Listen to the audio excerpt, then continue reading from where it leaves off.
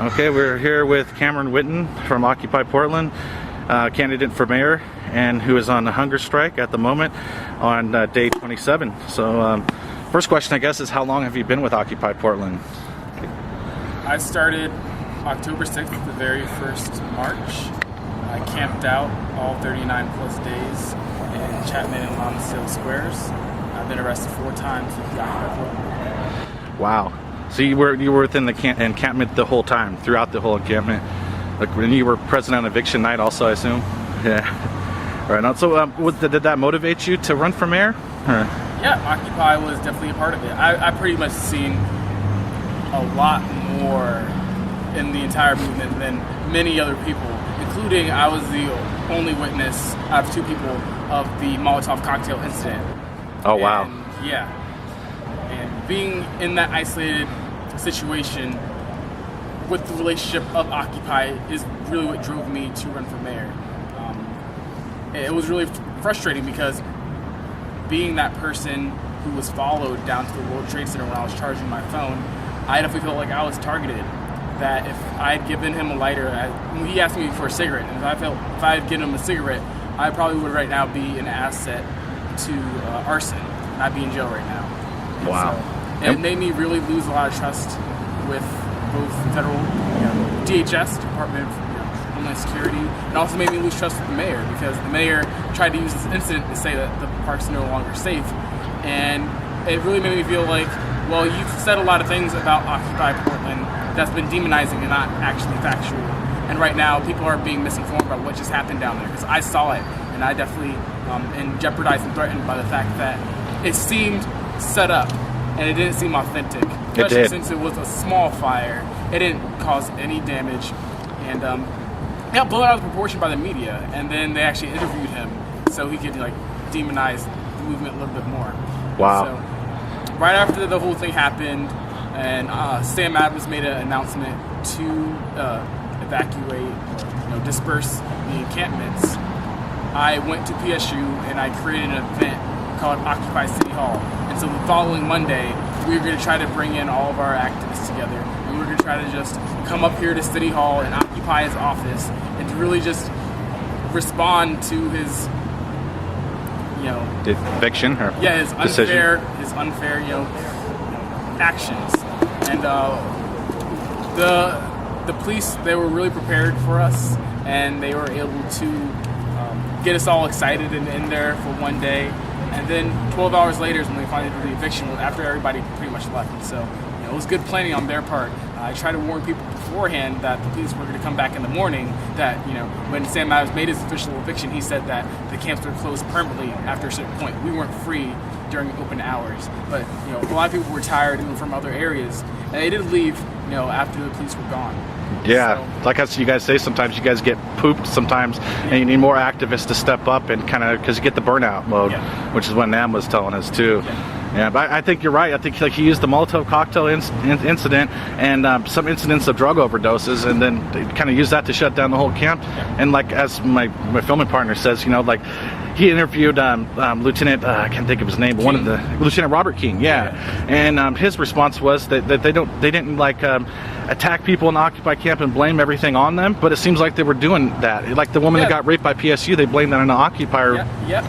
Mike Reese did that. Sam Adams also used some statistics to say that crime was rising in the area, and the statistics that he compared it with was the October 12 months beforehand. Didn't at all take into account population change or anything like that. And so it was just really unfair to see that a lot of hearsay was being used against people who were trying to bring about some positive change and different dialogue. But after the whole arrest happened, 12 hours later, a lot of people wouldn't actually show up to the rally for Monday, about 30 of us. Most people were tired and disheartened by the fact that we just kind of lost our parks and nobody knew what to do at that point. City Hall was closed, and we kind of just sat around trying to think about what we could do as a continued action. I actually met this guy outside at the rally who was talking about how he was on the ballot for mayor. His name was Lauren Charles Brown. And I asked him, how does somebody actually go about and do that? And he told me about it. I was actually able to find my way to get inside the building, and I was able to get the paperwork to run for mayor. I made like 40 photocopies of it. I took it to a General Assembly. I said that everybody should run for mayor. They should run for commissioner. They should fill up the ballot. Yeah, really be make active. a statement that the people want their government back. Yeah. Another one of the problems in the Occupy movement is sometimes when people aren't willing to take initiative. And so when I proposed that idea to people, they were just like, "Oh, well, it's a good idea, but you should probably do it yourself, and we'll just vote for you." And that's pretty much how I ended up running for mayor. Yeah, well, I was surprised either, because I seen you at the Occupy events. You were always facilitating and real heavy into it, and then all of a sudden I heard you running for mayor, and even it motivated me, because I was surprised that you could just be an activist and you don't have to have a political background or a civil service background to have a chance at it. Yeah. I think it's really good. But like on the hunger strike thing, did that like come in like, it came in within the last 2 months? You've decided to do this, right?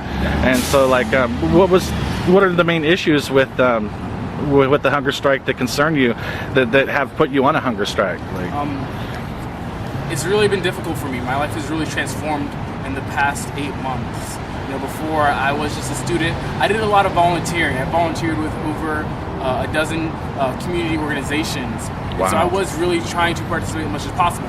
But I really felt internally that the time wasn't right, and the Occupy movement made me realize that people were really coming together finally to have the dialogue, and the time was right. And so I've hopefully become much more energized in changing broader policy than just trying to help out on a smaller scale. So after the elections happened, I ended up 5th place out of 23 candidates, and the most disheartening thing was, over $3 million was actually pumped into this campaign. That's what I heard. If you combine all the candidates together, it was over $3 million, over 1,000 candidates like knocking on doors, doing get out the vote efforts, and only about 30% of all registered voters, just registered voters in Portland, actually participated in the primary. Really? Yeah. That's a shame. I mean. Yeah, and there was a huge amount of diversity. There was no excuse not to want to be involved. There was, if you had any kind of political belief, you had somebody there to represent that. We even had convicts there, ex-felons. Yeah, I know. So I won't mention his name. Trey Arrow, yeah. It was diverse, and so there was no excuse. And at that point, I really sat down and I thought to myself, I was a part of Occupy. I camped out in this park. I got arrested 4 times. Then I ran for mayor. I did all the things that people do when they try to bring around revolutionary change, but people just don't seem to care anymore. And how can I push myself a little harder and really start addressing the critical issues that we're dealing with in society without having to worry about how sustainable it is with other people? Because I've kind of seen how it's really easy for other people to fall off the map. And so when it's presented to them, Nutrition-wise, I guess I was going to ask, like, are you still getting proper nutrition? Because I've seen that the one guy was getting medical attention. You guys still get vitamin water? I am taking vitamin every day. I'm still on fruit juice. I mostly consume coconut water. It's used like as an IV in other areas in the world. And so my electrolytes have been up very well. My brain capacity is starting to slow. I feel more fatigued every day. But so far, my weight loss has only been around 17 pounds. Ooh, that's still quite a bit. It is quite a bit, but I've been trying to lose weight as safely as possible. And still getting your vitamins and stuff, right? Yeah. About the hunger strike still. So I thought about our sister demonstration, because here in Portland, we have what is called Rights to Dream 2. It started like the very week after Occupy Portland first started in October. And it's an encampment of houseless people who currently, they are on private property in Chinatown, and we've got organizers of a nonprofit, and this nonprofit, what they do, they also created something called Dignity Village in Portland. So I've heard of that. 10 years ago, they basically created this campground that's over by our airport, far in East Portland, where no one else is at, and it's pretty much outside society, where people are living on the land, and it's a great solution for people who aren't able to sustain themselves in this economy. And Good deal. They brought the organizers from Dignity Village over here to this lot in Chinatown and started Rights to Dream 2. And it houses 70 to 90 people per night. It doesn't take any money from the government. The people who are involved, they're completely productive. They clean up the areas around Chinatown. They sweep it. They patrol the areas to help reduce crime. They've had very few complaints at all. And in Portland, it's known that business people always just complain about the homeless. Well, that doesn't happen here with Rights to Dream 2. They've been really good with their neighbors. And just see how successful they are. Their space has no violence is not allowed, drugs are not allowed. People have been able to get clean and sober. Nobody's died on the property, no overdoses. Like, it's just had A+ track record. That's what I've heard, yeah. But unfortunately, the city is saying that it's in violation of code because they consider it to be a recreational campground. Recreational campground when it's for sleep. Yeah, and so they're finding it, and the organizers saying we can't go up to we can't follow your procedures or your codes because we aren't a recreational campground. We are a rest area for the houseless. You need to give some reprieve because if we are forced to leave because of these fines, more people are going to end up in the streets, and these problems are going to impact the city more than they have been already. But exactly. The city, even though it's aware of that, it's still saying that there's no bargaining to help Righteous Dream 2, and they're continuing to find the co-owner, but the agreement is that the nonprofit has to raise the money to deal with the fines. And so far, they've issued $5,000 worth, $3,000 has been paid. It doubles every 2 months, so starting next month, it's going to be $2,000 per month. And so, and they're trying to raise money, right? Aren't they like they're using a program where like you can kind of buy a door as a piece of artwork and donate $100 to the. There's been 3 unions who have come out in support of saving R2D2. The Urban League of Portland has come out and saving it. Another former mayor candidate, Eileen Brady, co-founder of New Seasons, also believes that there needs to be a better resolution. So there are a lot of people who are coming into the mix now saying that this is an important thing. And I ended up going on hunger strike because they've been finding them since January. And I've known plenty of people who've come by to delegate and talk about what trade-off there can be. And they've been shut down by Dan Saltzman. And I worked both sides of the coin. I was an activist working outside the government. I ran for mayor. I met all these, great political activists and politicians. But at the same time, it's the general public which is still apathetic and still at large, just allowing injustice to happen.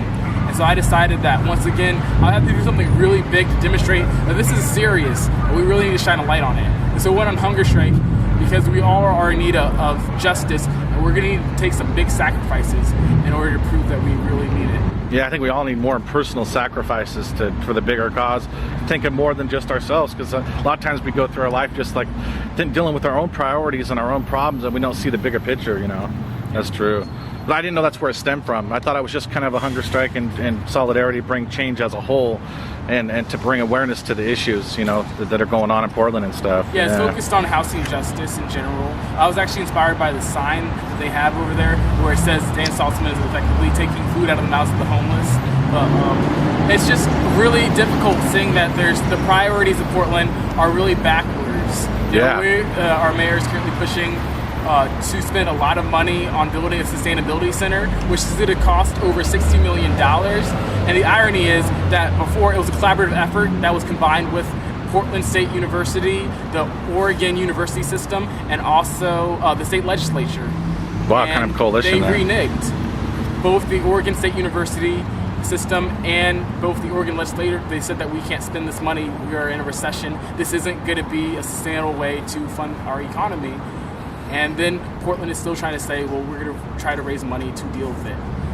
Yeah, and then it doesn't happen. And just looking at, there's no more other support for it. And then there's all these things having to do with the safety net and actually dealing with basic services and essential survival that is being ignored while we're trying to build big development things. It just shows how the mentality of Wall Street can exist on any level of government.